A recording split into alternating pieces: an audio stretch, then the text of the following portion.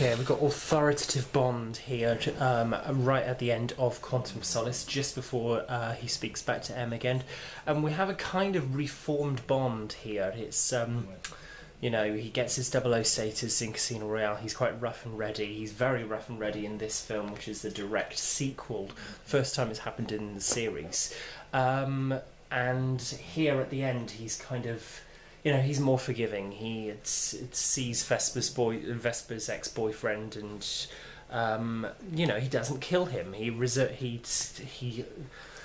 you know, keeps back. He withholds what he's really feeling.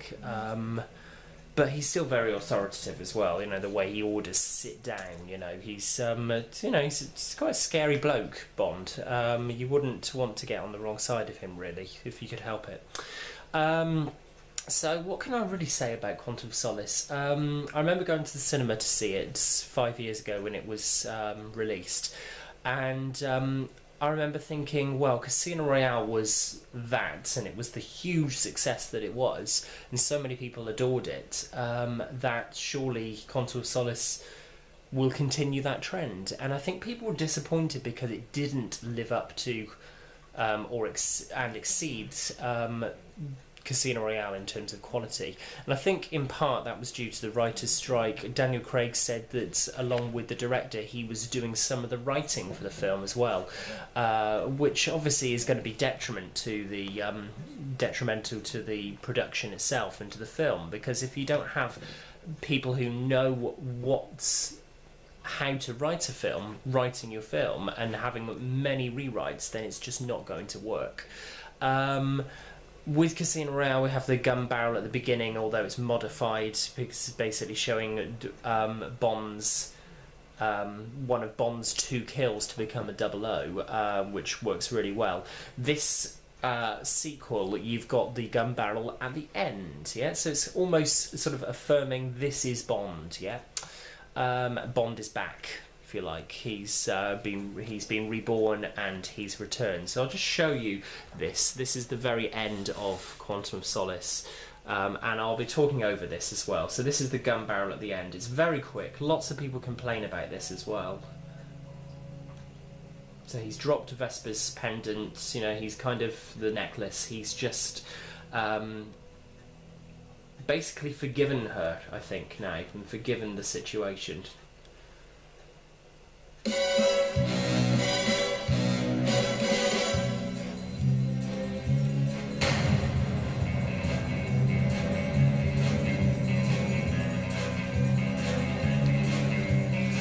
So you have the traditional gun barrel iris, and you've got the, you know, you've got the theme tune. David Arnold's music, you know, he does a great job with the music. Actually, he's been on the films from Tomorrow Never Dies up to Quantum of Solace, and yeah, I mean, it's a roaring theme, roaring version of the James Bond theme, which is great, and you hear it in different places in the film. The problem is that so many people were comparing this film in general to Casino Royale, and people didn't like the title either. And to be honest, alright, there isn't a great deal of solace for Bond in this film, but that's, you know, it's called Quantum of Solace because it comes from an Ian Fleming.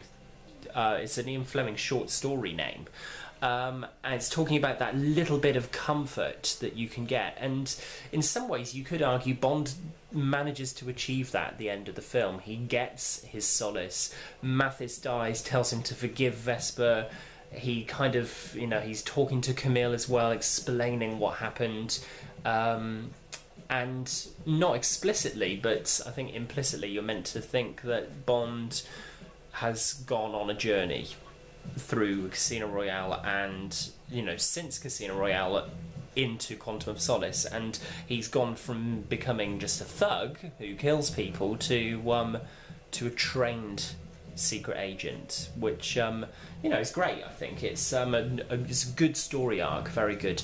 The problem is that after Casino Royale, you've got, you know, who are this big organisation. So giving the organisation the name Quantum, obviously you've got Quantum of Solace, the title. It fits in together quite nicely.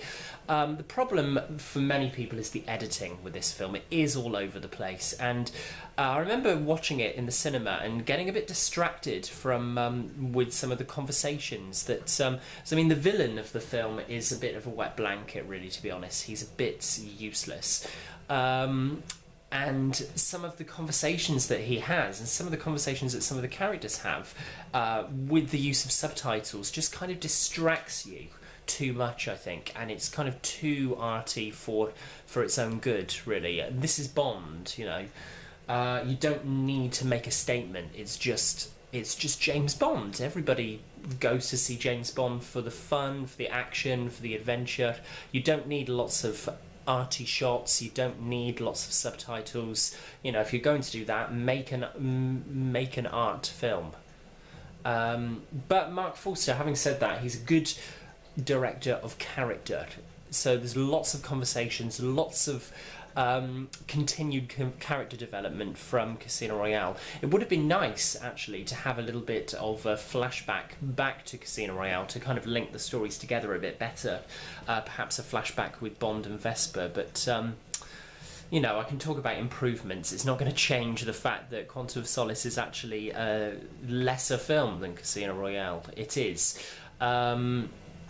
And it suffers because it's a sequel, I think. But fair play to the producers.